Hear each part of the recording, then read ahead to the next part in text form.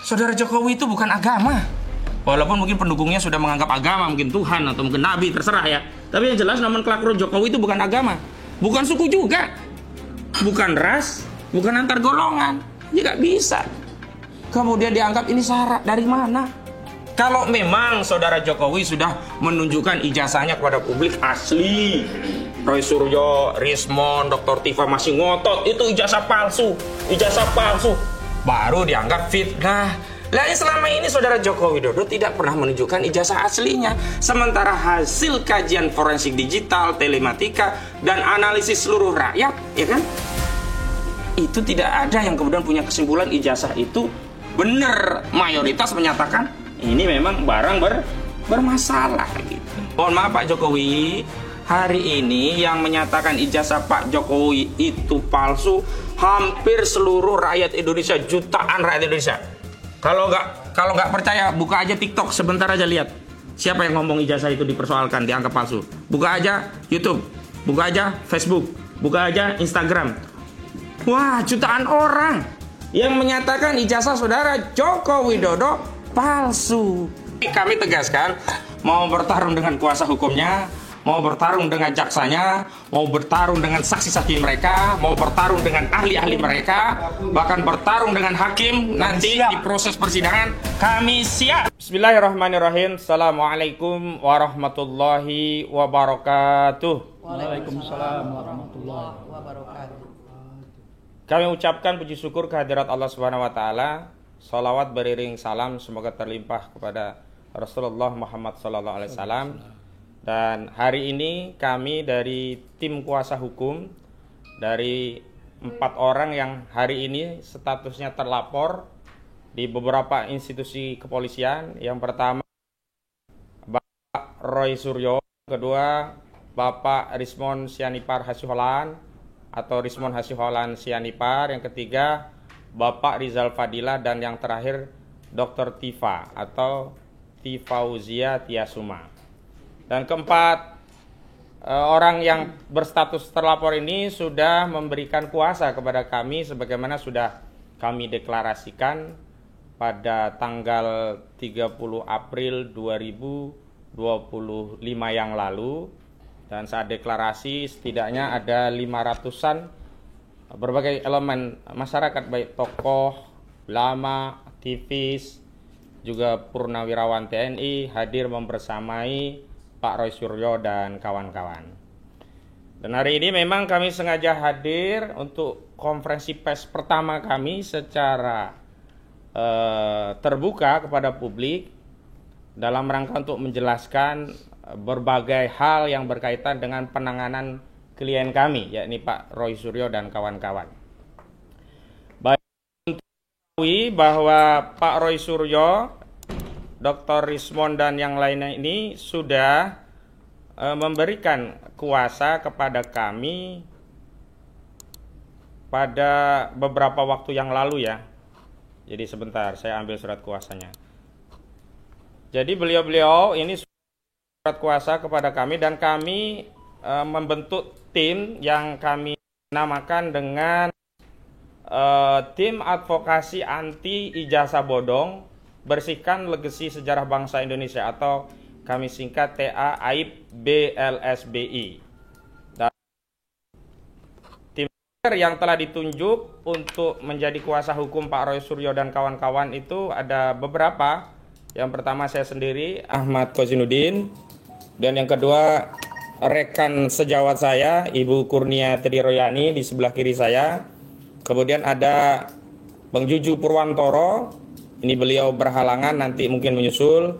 Ada di sebelah kanan ini Bang Medi Juniarto. Dan ada juga Bang Azam Khan, ada Bu Untung Susiati SHMH, Dr. Herman Kadir SHMHum, Dr. Ahmad Yani SHMH, Muhammad Samsir Jalil SHMH, Yasin Hasan SH, Dedi Suardadi SHSI, Dr. Sugeng Martono SHMH, Dr. Muhammad Irayadi SHMH, Ismar Safrudin SHMH, ada Dr. Andas Abdullah Al-Katiri SH, beliau ada di sebelah kanan ujung pada kompres hari ini. Kemudian ada Hairul Anwar Silalahi SH, mohon berdiri ya ini. Kemudian ada Fitran Sahdeli SH yang belum hadir, ada Kartika Perdanasari SH, Aspardi Piliang SH, Konanang Fahrur SHMH, Ahmad Sarifudin, monggo silakan berdiri. Nah ini baik, kemudian ada Soraya SHMH. Soraya, mohon berdiri ya. Jadi adalah tim, dan memang di luar tim ini masih ada tim-tim yang lain yang insya Allah nanti juga bisa bergabung. Yang perlu kami tegaskan bahwa dalam tim ini sesuai dengan ketentuan pasal 16 Undang-Undang Nomor 18 Tahun 2003 tentang advokat, bahwa advokat itu tidak bisa dituntut baik secara pidana maupun perdata saat menangani perkara klien dengan itikat baik membela baik di dalam maupun di luar persidangan. Karena itu kami tegaskan, karena kami statusnya satu, advokat sesuai dengan Undang-Undang Advokat, kami punya imunitas hukum.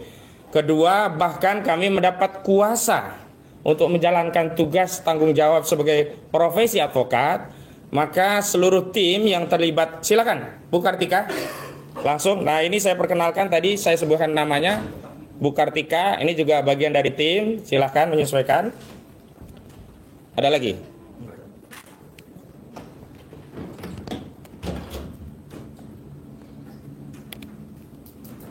Ya, kami tegaskan bahwa seluruh advokat yang terlibat dalam tim ini karena dua hal ya. Yang pertama memang berprofesi sebagai advokat yang memiliki hak imunitas sebagaimana diatur pasal 16 Undang-Undang Advokat. Yang kedua, secara aktual dan faktual memang mendapatkan surat kuasa dari Pak Roy Suryo, Pak Arismon Hasiholan, Pak Rizal Fadilah dan Dr. Tifa. Maka kami sampaikan bahwa kami sedang bekerja atas tugas dan tanggung jawab profesi yang menjalankan tugas berdasarkan undang-undang, sehingga tidak boleh ada tindakan apapun yang menyentuh advokat sehubungan dalam profesinya untuk menjalankan tugas. Perlu kami juga tegaskan bahwa di pasal 5 ayat 1 sesuai dengan doktrin caturwangsa kita, bahwa advokat itu adalah salah satu unsur penegak hukum ya, selain jaksa, kemudian kepolisian, juga hakim. Karena itu saya sampaikan kepada mitra penegak hukum di luar advokat, baik saudara-saudara mitra kami yang ada di institusi kepolisian, saudara-saudara kami yang ada di institusi kejaksaan termasuk di kehakiman, agar bisa bertindak sebagai sesama penegak hukum, tidak melanggar batas dari tugas, fungsi, dan kewenangannya masing-masing. Baik, selanjutnya kami ingin masuk kepada apa yang hari ini ingin kami tanggapi, yakni sejumlah pasal-pasal yang dituduhkan kepada klien kami yang dilaporkan oleh Saudara Joko Widodo di Polda Metro Jaya. Dan tentu kami juga nanti akan menanggapi sejumlah laporan hukum terhadap klien kami yang dilakukan oleh unsur-unsur atau pihak-pihak lainnya ya. Seperti yang ada di Polres Jakarta Pusat, kemudian ada yang di Polres Jakarta Selatan, juga ada yang di Polda Metro Jaya. Namun untuk yang di Depok kami belum dapat kuasa khusus terkait itu, tapi kami akan tanggapi juga, karena khususnya di Depok disebutkan di media Bu Dr. Tifa Tiasuma ini juga termasuk yang dilaporkan. Walau yang utama yang dilaporkan adalah Profesor Dr. Amin Rais, tapi kami juga akan berikan tanggapan terkait itu. Jadi kalau surat kuasa khusus kami, pertama yang terkait laporan Saudara Joko Widodo, kedua sejumlah LP baik di Jakarta Pusat, kemudian di Polda Metro Jaya, dan juga di Jakarta Selatan begitu. Ada di LP nomor 978, 27 LP nomor 2712 dan LP nomor 1387 begitu. Baik, saya akan memulai apa yang menjadi materi muatan konferensi pers kami pada kesempatan hari ini. Kami mengutip dari media statement dari kuasa hukum Saudara Joko Widodo, baik yang disampaikan oleh Rifai Kusuma Negara, juga yang disampaikan oleh Yakut Hasibuan begitu. dari media yang kami kutip bahwa klien kami dilaporkan kepada Polda Metro Jaya. Itu ada beberapa pasal. Yang pertama pasal 310 KUHP, yang kedua 311 KUHP, kemudian dijuntukan pasal 35, 32 dan 27A Undang-Undang ITE atau Undang-Undang Nomor 1 Tahun 2024 yang merupakan perubahan kedua terhadap Undang-Undang Nomor 19 Tahun 2016 yang merupakan perubahan pertama dari Undang-Undang Nomor 11 Tahun 2008 tentang informasi dan transaksi elektronik. Namun sebelum itu kami akan mengomentari yang pertama apa yang dilaporkan oleh sejumlah elemen, khususnya yang menamakan dirinya sebagai Pemuda Patriot Nusantara yang membuat LP di Polres Jakarta Selatan yang mendalilkan klien kami dituduh melakukan penghasutan sebagaimana dimaksud di pasal 160 KUHP. Nah, perlu kami tegaskan bahwa pasal ini tidak lagi menjadi delik formil, tapi sudah menjadi delik material. Artinya, pasal ini hanya bisa disidik manakala sudah ada akibat dari apa yang dimaksud sebagai penghasutan. Sesuai dengan putusan MK nomor 7 garing PUU strip Romawi 7 garing 2009, rumusan deliknya sudah ditegaskan ini menjadi delik material. Artinya apa yang diakibatkan oleh penghasutan harus muncul. Karena itu kami ingin sampaikan bantahan sebagai berikut. Yang pertama, perlu kami tegaskan bahwa apa yang dilakukan oleh klien kami itu bukanlah penghasutan, bukanlah pencemaran, apalagi fitnah, bukan pula kabar hoak, apalagi dianggap menebarkan kebencian berdasarkan suku, agama, ras, dan antar golongan. Kami tegaskan bahwa klien kami sedang menjalankan hak konstitusional, bahkan kewajiban sebagai warga negara. Hak konstitusional sebagaimana diatur di pasal 28 Undang-Undang Dasar 1945 bahwa setiap warga negara diberi kemerdekaan untuk berserikat, berkumpul, dan menyampaikan pendapat. Itu. Sehingga tidak boleh di negara hukum di negeri kita ini yang menjadikan konstitusi sebagai asas bernegara kemudian mau mengubah hak konstitusi itu menjadi kejahatan. Artinya apa? Tidak boleh ada satu tindakan yang itu bukan kejahatan tapi dipaksakan menjadi kejahatan. Ini yang lazim disebut oleh masyarakat dengan istilah kriminalisasi. Satu tindakan yang sebenarnya bukan kriminal tapi dipaksa menjadi kriminal begitu. Klien kami bukan koruptor, bukan pembunuh, bukan maling, bukan penjahat, bukan ahli, nggak tahu kalau maksiat kita nggak tahu ya. Yang jelas secara hukum klien kami bukanlah orang-orang yang masuk kategori melanggar hukum. Ingat, melanggar hukum itu harus berdasarkan norma hukum karena kita masih menganut asas legalitas. Nullum delictum nulla puna sine previa lege bonali. Tidak ada satu tindakan bisa dikategorikan kejahatan kecuali atas kekuatan aturan yang ada sebelum kejahatan itu sendiri dilakukan begitu. Meskipun kami tahu Undang-Undang ITE ini sudah ada perubahan ya melalui Undang-Undang Nomor 1 Tahun 2024, tetap saja ya hak konstitusional untuk menyampaikan pendapat ini tidak bisa diubah menjadi kejahatan sehingga bisa dianggap atau bisa disidik dengan pencemaran, fitnah, hoak, menyebar kebencian dan sara, apalagi tadi 160 KUHP yakni penghasutan begitu. Dan kalau kita merujuk peristiwa baik yang lokus deliktinya di Yogyakarta juga yang lokus deliktinya di Solo itu tidak ada akibat apapun. Kita nggak pernah mendengar kabar ada orang yang ditawur di peristiwa itu. Kecuali saat itu Bu Kurnia mengatakan hajar Jokowi ya di Solo. Tiba-tiba masa langsung ngeroyok Jokowi sampai bonyok misalnya.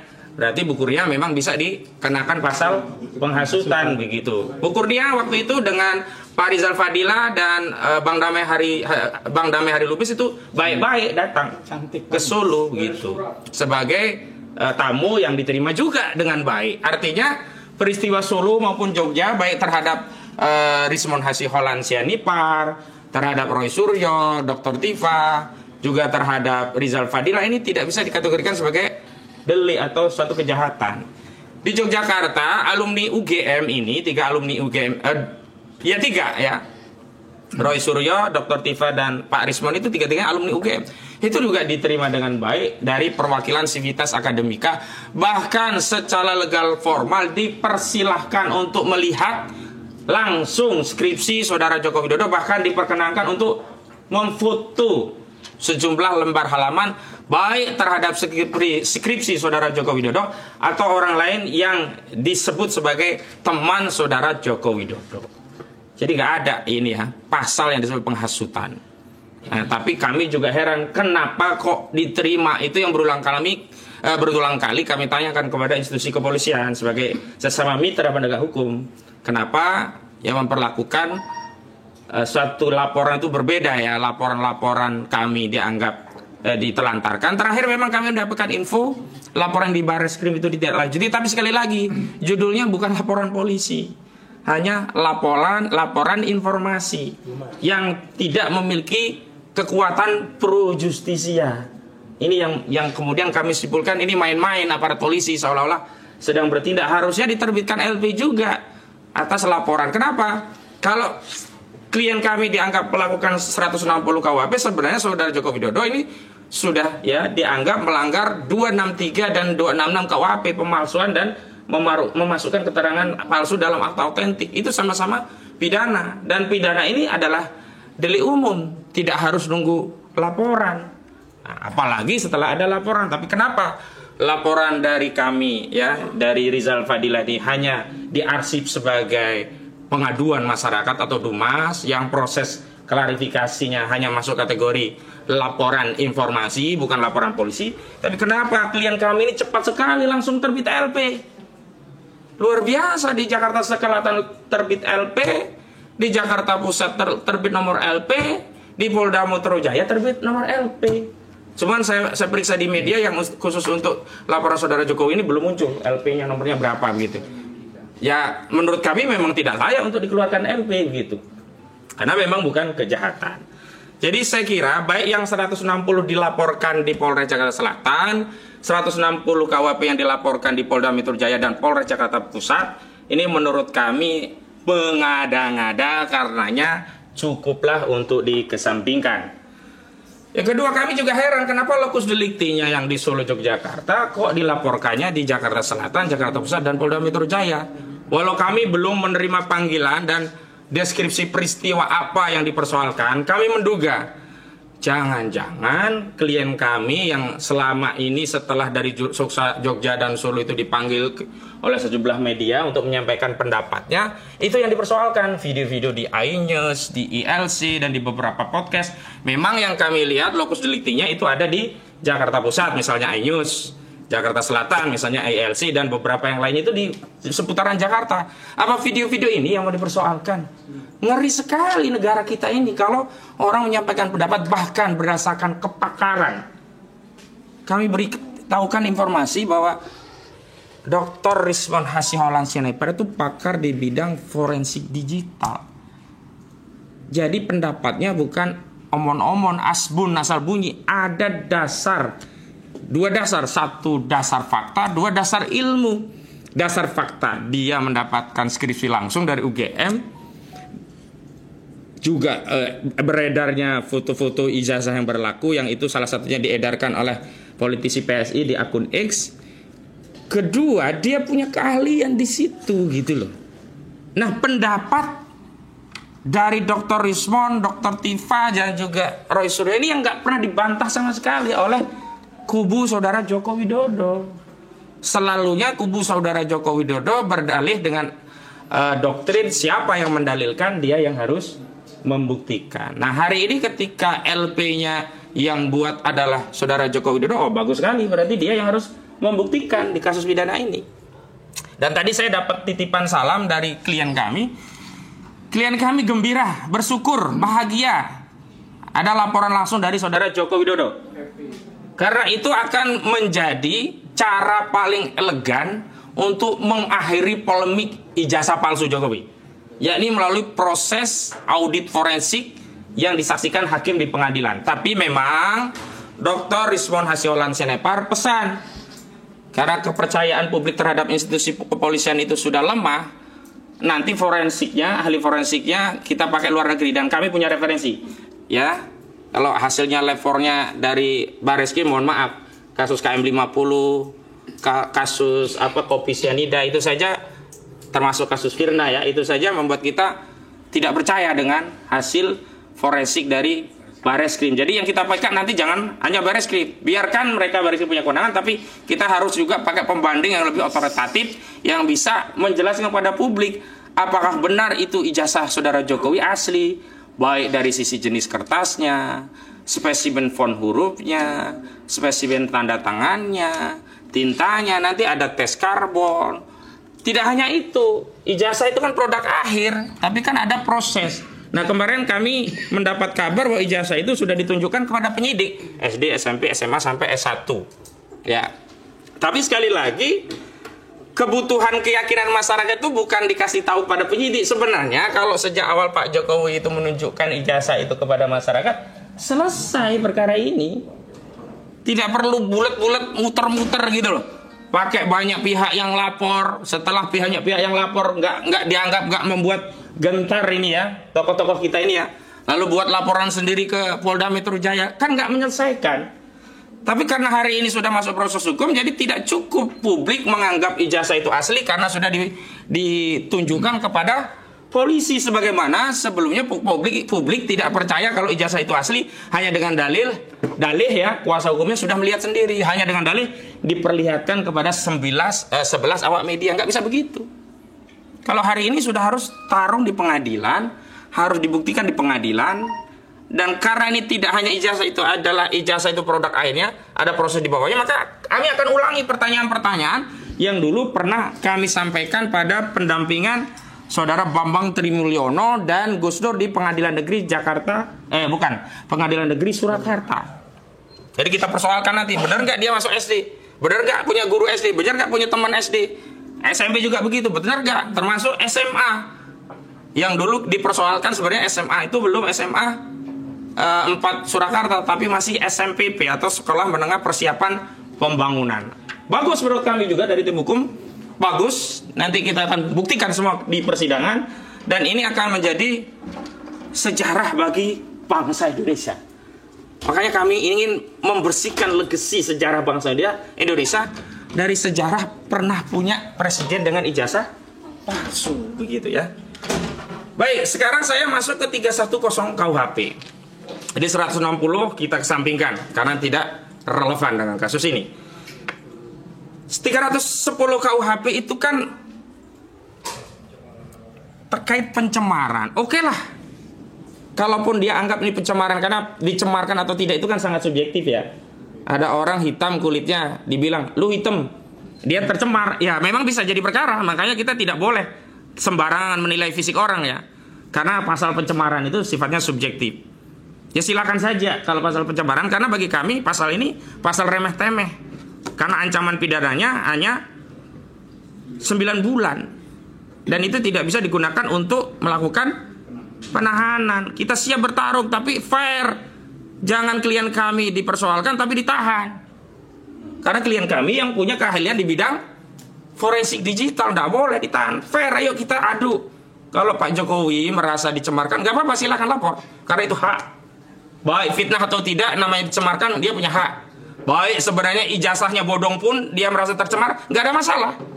Dia lapor, nanti akan kita buktikan di pengadilan apakah ijazah itu benar-benar bodong atau sejatinya sudah sejak dulu bodong.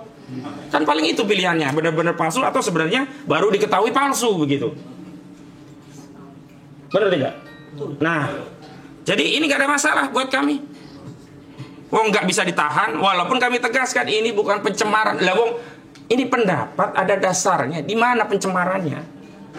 Ini pendapat ada dasar hukumnya, ada dasar keahliannya. Kok dianggap pencemaran? Kalau seluruh pendapat dianggap pencemaran, fitnah dan seterusnya, hapus saja pasal 28 Undang-Undang Dasar 1945. Udah 311, ini fitnah. Ini 4 tahun, nggak ada masalah juga, di bawah 5 tahun nggak bisa untuk nahan. Walaupun kami juga mempertanyakan, Di mana fitnahnya? Kalau memang saudara Jokowi sudah menunjukkan ijazahnya kepada publik asli, Roy Suryo, Rismon, Dr. Tifa masih ngotot itu ijazah palsu, baru dianggap fitnah. Lah selama ini saudara Joko Widodo tidak pernah menunjukkan ijazah aslinya. Sementara hasil kajian forensik digital, telematika, dan analisis seluruh rakyat, ya kan? Itu tidak ada yang kemudian punya kesimpulan ijazah itu benar. Mayoritas menyatakan ini memang barang bermasalah gitu. Lagi pula, kalau ini dianggap fitnah pencemaran, ini aparat penegak hukum juga tebang pilih tebang. Baik di kasus pasal 160-nya tadi, juga di kasus ini Pak Jokowi juga pilih tebang pilih. Kenapa? Kenapa Pak Jokowi hanya melaporkan klien kami? Mohon maaf Pak Jokowi, hari ini yang menyatakan ijazah Pak Jokowi itu palsu hampir seluruh rakyat Indonesia, jutaan rakyat Indonesia. Kalau nggak percaya, buka aja TikTok sebentar aja lihat. Siapa yang ngomong ijazah itu dipersoalkan, dianggap palsu. Buka aja YouTube, buka aja Facebook, buka aja Instagram. Wah, jutaan orang yang menyatakan ijazah saudara Joko Widodo palsu. Tapi kenapa hanya 4 orang yang dilaporkan Pak Jokowi? Oh, itu kan yang memicu. Enggak bisa, hukum itu bukan hanya melakukan perbuatan, yang turut serta pun harus ikut diseret. Karena ada pasal 55 ayat 1 ke 1 KUHP. Biasanya polisi seneng banget tuh pakai pasal 55 ayat 1 ke 1 KUHP. Enggak ada urusan pun ditarik-tarik. Oh, ini turut serta perbuatan. Tapi dalam perkara ijazah palsu ini kenapa dipilih hanya 4 orang? Kenapa nggak seluruh rakyat yang hari ini menyatakan ijazah saudara Joko Widodo palsu itu juga dibikin LP gitu loh? Bikin aja LP seluruh polisi di seluruh Indonesia, kan bagus. Perkarakan saja seluruh rakyat Indonesia, kan bagus. Padahal ada cara lain yang elegan, tunjukin aja ijazah aslinya. Selesai, kenapa harus begini gitu loh. Jadi saya kira polisi dan saudara Jokowi ketika membuat laporan hanya kepada 4 orang, berarti dia menganggap hukum di negara kita itu tidak ada asas equality before the law. Seolah-olah ada perlakuan berbeda kepada 4 warga negara, yakni Rismon Hasyolan, Roy Suryo, Dr. Tifa, dan Rizal Fadilah. Sementara yang memberikan privilege, ya, perbedaan fasilitas kepada yang lainnya yang sama-sama mengatakan ijazah saudara Jokowi palsu. Karena itu saya minta kepada seluruh rakyat yang punya pandangan yang sama, mari kita katakan kita bersama Roy Suryo, kita bersama Rismon Hasyolan, kita bersama Dr. Tifa, kita bersama Rizal Fadilah. Karena apa yang disampaikan ya 4 klien kami ini adalah apa yang ada dalam benak dan suasana kebatinan mayoritas rakyat Indonesia kecuali pendukung Pak Jokowi. Selanjutnya, kalau kemudian ini dikaitkan dengan Undang-Undang ITE Pasal 27A. Ini juga sama, ini terkait pencemaran, menyerang kehormatan di ranah ITE. Tapi kami juga nggak takut, kenapa? Karena ini maksimal cuma 2 tahun, nggak bisa untuk nahan. Jadi pasal 27A Undang-Undang ITE, Undang-Undang nomor 1 2024 yang merupakan perubahan Undang-Undang kedua ya 19 2016 untuk Undang-Undang nomor 11 2008. Ini kami nggak ada khawatir. Tapi lagi-lagi kenapa yang dijerat Undang-Undang ITE yang menyerang kehormatan Pak Jokowi hanya 4 orang? Jutaan rakyat Indonesia yang lainnya kenapa dibiarkan? Ini mau menegakkan hukum atau cuma mau ngancam-ngancam warga negara? Mau menegakkan hukum mau atau mau mempolitisasi, mengancam dengan sarana hukum? Seolah-olah ya dengan laporan kepada 4 ini, orang 4 ini bisa diam, bungkam, dan kemudian seluruh rakyat ikut diam dan bungkam. Mohon maaf saya tegaskan, Rismon Hasyolan Sianipar menegaskan dengan tegas tidak takut penjara, bahkan kalaupun harus mati karena membela kebenaran, membela ilmu. Dan mohon maaf saya kutip apa yang disampaikan oleh klien kami Pak Rismon ya Hasyolan Sianipar, saudara Jokowi bisa menipu pendukungnya tapi tidak bisa menipu teknologi. Karena itu kami mau nanti proses pembuktian yang menjadi basic itu adalah pembuktian secara teknologi. Jangan testimoni. Kalau testimoni, keterangan saksi udah banyak tuh yang bohong-bohong. Seperti di kasus PN Surakarta, saksi-saksi yang dihadirkan untuk menjerat Gus Nur dan Bambang Tri ketahuan banyak bohong. Bahkan ada kepala SD Tirto Yoso Itu dia sudah non-muslim tapi masih mengaku muslim, bohong. Kemudian ada juga yang menyatakan Jokowi itu pinter ya, ranking 1 terus. Ternyata enggak ranking 1 terus, bahkan mungkin bisa jadi enggak ranking 1. Ini kan bohong-bohong. Makanya basis daripada pembuktian kasus ijazah palsu ini adalah teknologi, bukan testimoni. Nah, yang kami khawatirkan adalah ini, penyidik ngikuti kemauan saudara Jokowi selaku pelapor. Kenapa?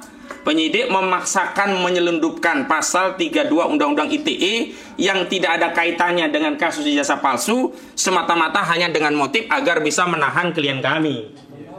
Kenapa? Karena ancamannya 8 tahun. Ini nggak ada kaitannya dengan ijazah palsu nih. Saya bacakan ya. Pasal 32 Undang-Undang ITE.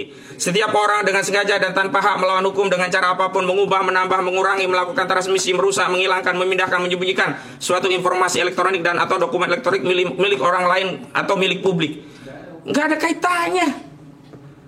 Dr. Rismon itu menganalisa font, bukan mengubah font. Dr. Rismon itu menganalisa spesimen tanda tangan, bukan mengubah tanda tanganannya. Dr. Rismon itu menganalisa pejabatnya, namanya dari Ahmad Sumitro menjadi Ahmad Soemitro, nggak pernah dikotak-kotik itu. Loh, kenapa muncul pasal 32? Dari mana ini pasal 32 muncul? Ini yang namanya penyelundupan hukum dengan motif agar bisa menahan klien kami. Kami tidak terima, dan seluruh rakyat jangan mau dibodoh-bodohi. Karena pasal 32 Undang-Undang ITE yang disampaikan kuasa hukum saudara Jokowi saat membuat LP itu tidak ada kaitannya dengan kasus ijazah palsu. Kalau gitu biar bisa ditahan, pakai aja Pak polisi, pakai saja pasal 2, pasal 3 Undang-Undang Tindak Pidana Korupsi. Kenapa? Anggap saja ini sudah merugikan negara nih, empat klien kami. Udah sekalian aja biar bisa ditahan. Kalau mau caranya begitu. Tapi kan kita tidak begitu. Kita ini mau bernegara dengan benar, berhukum dengan benar, menegakkan hukum dengan mengikuti proses dan prosedur hukum yang benar, mengikuti doktrin-doktrin hukum dan juga jurisprudensi yang sudah ada. Jangan bikin aturan sendiri. Oke, kalau dalam putusan MK nomor 90 itu membuat norma yang aneh yang membuat saudara Gibran Raka Buming Raka bisa nyalon wakil presiden dan terpilih, udah oke lah, itu silakan, udah terjadi. Tapi dalam kasus ini kami tidak terima. Jangan sampai ada penyelundupan hukum dengan motif untuk menahan tersangkanya. Pasal 32. Kemudian yang kedua, pasal yang diselundupkan lagi, pasal 35. Pasal 35 pun sama ini, 12 tahun ancamannya. Karena di dalam KUHP, Kitab Undang-Undang Hukum Acara Pidana, syarat untuk menahan itu ada 2 syarat. Syarat objektif dan syarat subjektif. Nah, syarat objektif salah satunya adalah kasusnya itu minimum ancamannya 5 tahun penjara. Dan ini sudah 12 tahun, berarti bisa ditahan gitu loh. Coba pasal 35 ini. Dalam pasal 35 ini bahwa setiap orang yang melakukan penciptaan informasi elektronik dan atau dokumen elektronik agar dianggap seolah-olah data itu dianggap otentik, diancam pidana menjadi 12 tahun. Anggap saja ini memanipulasi data informasi elektronik. Gak ada yang memanipulasi, mengubah bentuk, mentransmisikan dan sebagainya. Gak ada. Yang ada menganalisa font hurufnya kok Times New Roman. Spesimen tanda tangan Pak Ahmad Sumitro kok beda dengan yang dimiliki anaknya di ijazahnya. Ahmad Sumitro kok namanya menjadi Ahmad Soemitro. Skripsinya kok masih bagus. Spesimennya juga Times New Roman. Kok nggak ada lembar pengesahan kosong begitu loh. Itu nggak ada yang mengubah bentuk. Bentuknya cuma kayak gitu. Bentuknya bermasalah, dianalisa masalahnya sesuai kepakarannya. Nggak ada ini pasal 35. Kok bisa dipaksain pasal 35 dilaporin? Kalau begitu kan jelas targetnya apa? Nahan. Karena dengan dimasukkan pasal 35 itu bisa dijadikan syarat untuk menahan. Sekali lagi, jangan diulangi kasus kriminalisasi Gus Dur dan Bambang Tri. Ingat dulu Gus Dur dan Bambang Tri, ya kan? Itu juga sama membuat mubahalah tentang ijazah palsu Jokowi. Pasalnya dimasukin semua. Pertama dianggap menodai agama. 156A KUHP karena mubahalahnya digunakan seolah-olah untuk mengedarkan kebohongan. Kedua, pasal HOA 14 ayat 1 dan 2 dan pasal 15 Undang-Undang nomor 1 tahun 1946 Seolah-olah ijazah palsu itu adalah kabar bohong. Padahal ijazah aslinya nggak pernah datang ke pengadilan sampai putusan.